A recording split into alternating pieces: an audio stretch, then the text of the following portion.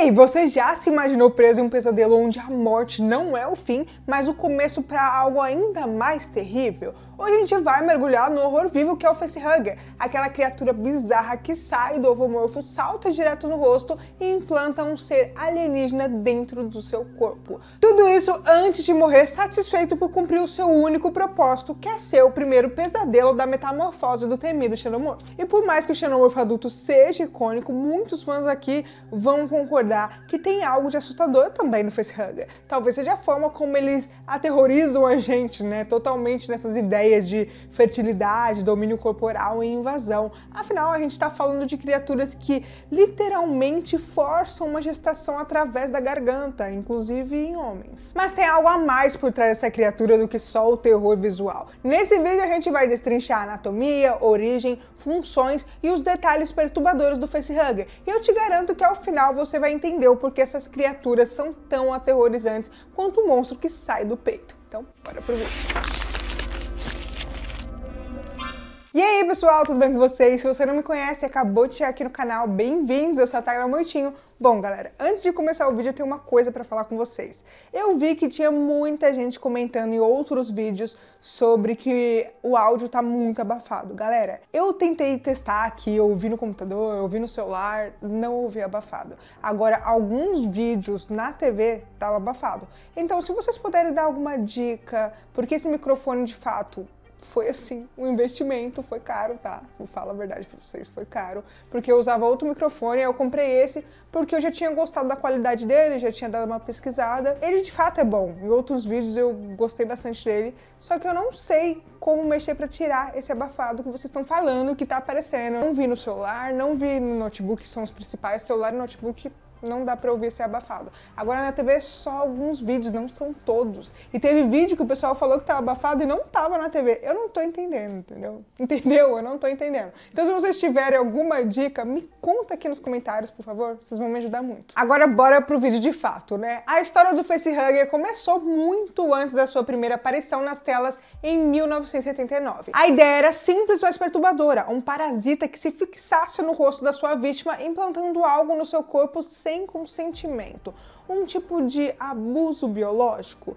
Gente, é estranho, mas fazer o quê? Era de fato isso. Para completar esse terror, o Dan O'Bannon não queria que o nascimento do alien fosse tão violento quanto o próprio ato da sua concepção. Mas transformar essa visão em algo visualmente impactante exigiu outro gênio criativo, o artista suíço H.I. Giger, famoso por suas obras que misturam aí metal e erotismo sombrio. Na época, Hollywood nunca tinha mostrado algo tão explícito em termos simbólicos. O terror não vinha só do que o facehugger fazia, mas de como ele fazia. Rápido, silencioso e cruelmente eficiente. Foi assim que essa criatura que nem fala entrou para a história como uma das figuras mais assustadoras do cinema. À primeira vista, o facehugger parece uma aranha deformada, Não é nem pra ser bonito aquilo lá, né, gente? Não tem pra onde escapar. Mas quanto mais você observa, mais inquietante ele se torna. O seu corpo é alongado, com 8 longos dedos que se estendem como ossos finos e articulados, pronto para agarrar ali com precisão. Esses dedos não são apenas membros de locomoção, eles funcionam como garras parasitárias capazes de prender o rosto da vítima com uma pressão surpreendente, tornando quase impossível a remoção sem causar sérios danos. Cada dedo é independente, mas age em harmonia, como se tivesse uma consciência coletiva orientada por instinto biológico. Na parte inferior do corpo tem uma longa cauda semelhante à de escorpião, e ela não serve apenas para o equilíbrio do bicho. Ela é usada para enrolar no pescoço da vítima, reforçando o aprisionamento e garantindo que o hospedeiro não escape do processo de incubação. No centro tem a abertura, que é o canal de onde sai o tubo de oviposição, e esse tubo desce direto pela garganta da vítima, implantando o embrião do xenomorfo. E o facehugger também libera uma substância que mantém o hospedeiro inconsciente e vivo, funcionando como um sistema de suporte vital grotesco, que garante que o nascimento aconteça na hora certa. Se você achou que o horror estava apenas no visual, a biologia do facehugger torna tudo ainda mais desconcertante. Ele é um organismo que carrega dentro de si a vida de outro, uma criatura que literalmente morre para que o próximo estágio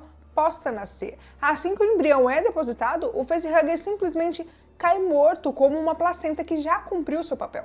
E é aí que mora o terror. O facehugger é uma ponte viva entre o desconhecido e o inevitável. Ele não grita, não sangra, não hesita. A sua missão é clara e fria: encontrar um hospedeiro, fecundá-lo e desaparecer. Cada aspecto da sua anatomia foi desenhado para isso, sem olhos, sem ouvidos, sem emoções, apenas função. Um pesadelo de eficiência evolutiva, uma engrenagem de carne num ciclo infernal de nascimento e morte. O facehugger não é um caçador comum daqueles que perseguem incansavelmente as suas presas até a exaustão. O seu modo de ataque é mais calculado, quase cirúrgico, uma combinação de paciência e precisão predatória. Dentro do casulo que a gente chama de ovomorfo, o facehugger permanece inerte, quase dormindo, e ele espera, graças a uma rede sensorial incrível, baseada em sensores térmicos e auditivos muito semelhantes ao do xenomorfo adulto, ele capta a presença de uma criatura viva por perto. É como se ele pudesse ver o calor da vida humana ou até mesmo os batimentos cardíacos. Assim que ele detecta um alvo, ele desperta e se lança para fora com velocidade e precisão, e o seu salto é certeiro para agarrar o hospedeiro antes que ele sequer tenha tempo de fugir. Mas como eu disse, o facehugger não costuma perseguir as suas vítimas como um predador comum. Ele depende muito da curiosidade ou da distração das presas. A maioria das suas vítimas é pega desprevenida, quando menos espera. E esse método aumenta as chances de sucesso, já que a surpresa é a melhor arma para ele. Mas caso o alvo perceba o ataque e tente fugir, o facehugger não desiste facilmente. Se o hospedeiro é grande demais para ser dominado por um único facehugger, vários podem se unir em um ataque coordenado, sobrecarregando a vítima com uma força coletiva. E durante o processo de ataque, o facehugger não utiliza apenas a sua força física, mas também uma química altamente especializada. Através do contato com a pele, ele administra um poderoso sedativo neuromuscular, uma toxina que paralisa a vítima quase instantaneamente, mas que é calibrada para não ser letal. O objetivo é simples: manter o hospedeiro vivo, mas imóvel e incapaz de resistir, para garantir a implantação do embrião. Além disso, essa toxina também suprime o sistema imunológico da vítima, criando um ambiente perfeito para o embrião se desenvolver sem ser atacado pelas defesas naturais do corpo. Curiosamente, o facehugger pode ajustar a dosagem do seu veneno com precisão quase científica, avaliando o tamanho e o tipo de hospedeiro. Se for um humano adulto, a dose vai ser diferente do que for para uma criatura maior ou mais resistente. E essa capacidade sugere um nível de percepção e adaptação que vai muito além do instinto primitivo. Mas nem sempre o veneno é suficiente. Em situações onde o sedativo falha ou é interrompido, o facehugger recorre à força bruta. A sua cauda age como uma jiboia que pode apertar o pescoço da vítima e quase asfixiar ela. E se a vítima ainda estiver consciente durante o processo, o trauma psicológico vai ser assim punk, tá? Imagina! Você tá consciente durante o processo ou, sei lá, tiraram da sua cara aquele bicho nojento, estranho, e você fica imaginando que aquilo estava dentro da tua boca. Traumatizante e preocupante, tá? Meu senso de quinta série falou mais alto, não vou nem mais falar mais nada agora.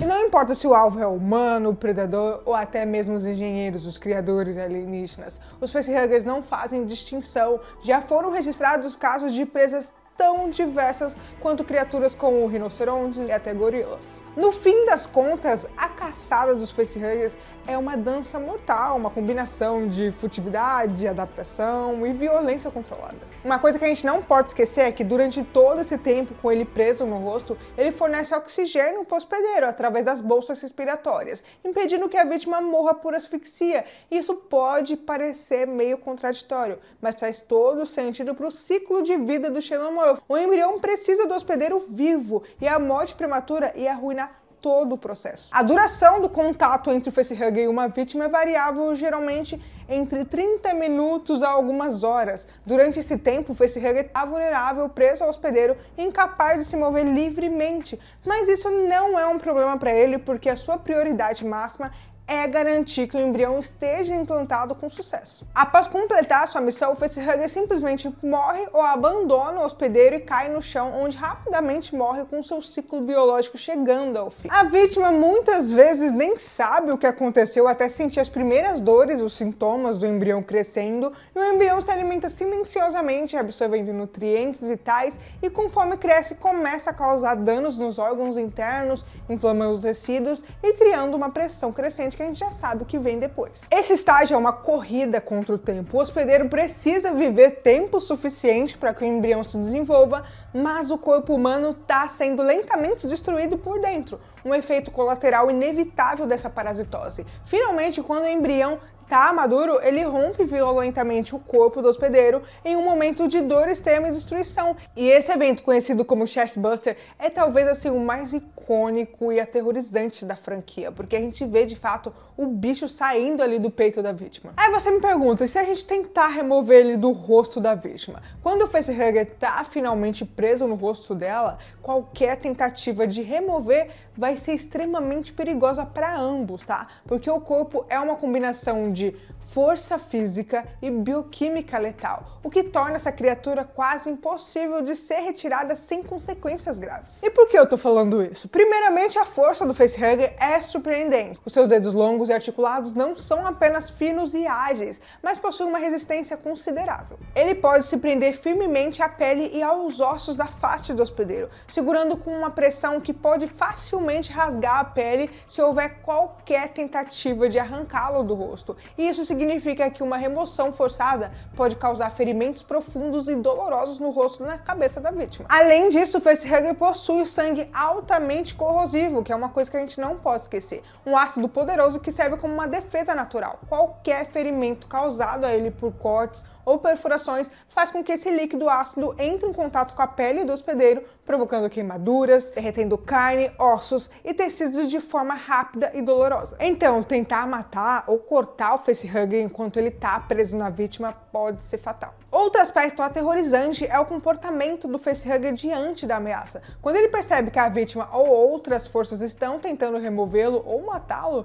o facehugger pode mudar sua prioridade de simplesmente implantar um embrião para proteger a si mesmo e ao embrião, e nesses casos ele pode atacar de forma letal, estrangulando a vítima. Bora falar sobre as variações de facehuggers aqui? Embora ele seja o clássico e o mais conhecido, a natureza desse parasita alienígena é muito mais diversa e adaptável do que parece à primeira vista. Ao longo da franquia Alien, em diversas mídias relacionadas, a gente viu que existem várias variantes dessa criatura, cada uma com características e adaptações específicas que as tornam ainda mais letais e especiais. Uma das variantes mais notórias é a Royal Facehugger, uma versão que é consideravelmente maior do que o facehugger comum, sendo criada especialmente para parasitar as chamadas rainhas xenomorfo, as gigantes responsáveis pela reprodução da colônia. O Royal Facehugger apresenta uma cauda com uma ponta afiada, quase como uma lâmina, que pode ser usada para perfurar e se prender firmemente ao hospedeiro, e a sua carapaça é mais resistente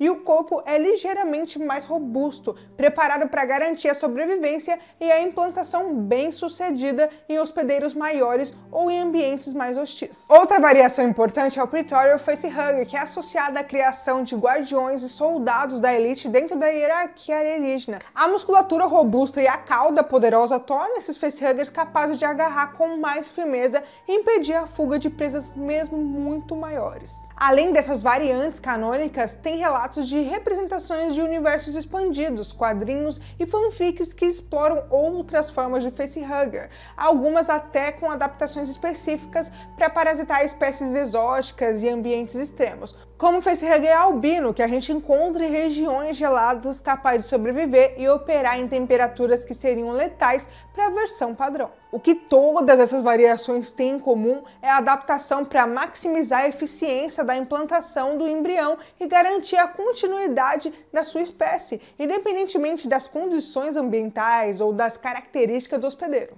E se um T-Rex comesse um? Que loucura, né, pensar nisso. Mas imagina só, e se um predador colossal como o T-Rex engolisse um facehugger? Apesar do tamanho gigantesco da boca de um dinossauro, a natureza do facehugger é tão invasiva que o seu embrião poderia ainda assim ser implantado dentro do hospedeiro, mesmo que o parasita tenha sido parcialmente engolido. Isso aconteceria porque o facehugger não precisa necessariamente se prender ao rosto para cumprir o objetivo. O seu embrião pode ser transferido para o interior do corpo do hospedeiro, iniciando o desenvolvimento do xenomorfo em órgãos internos. Na prática, isso poderia significar a criação de um xenomorfo híbrido gigantesco, com características únicas adaptadas ao corpo de uma criatura tão imensa quanto o T-Rex. Embora não seja algo oficial da canônia dos filmes, essa ideia já apareceu em universos alternativos e ilustra o incrível potencial adaptativo dos facehuggers, capazes de transformar quase qualquer criatura em um hospedeiro, por maior ou diferente que seja. Os facehuggers são, sem dúvida, uma das criações mais fascinantes e aterrorizantes do universo Alien. Pequenos em tamanho, mas imensos em sua capacidade de causar medo, e eles carregam em seu corpo uma combinação perfeita de brutalidade, inteligência e propósito biológico implacável. E se você ficou até aqui, já deixa seu like, se inscreve aqui no canal e já me segue lá no Instagram pra ficar por dentro das novidades sobre filmes e séries. E galera, um recadinho rápido aqui pra vocês. Agora aqui no canal tem um clube de membros aqui no YouTube mesmo, então se você gosta do que eu faço, quiser dar aquela força pro meu trabalho continuar, é só dar uma olhadinha no link que vai estar aqui na descrição. Dependendo do nível de amigo, o seu nome pode aparecer aqui na tela no próximo vídeo. Aí tem mais conteúdo incrível esperando por você, só clicar no vídeo que vai estar aparecendo aí na tela agora. E bom, por hoje é isso. Um grande abraço e até o próximo vídeo.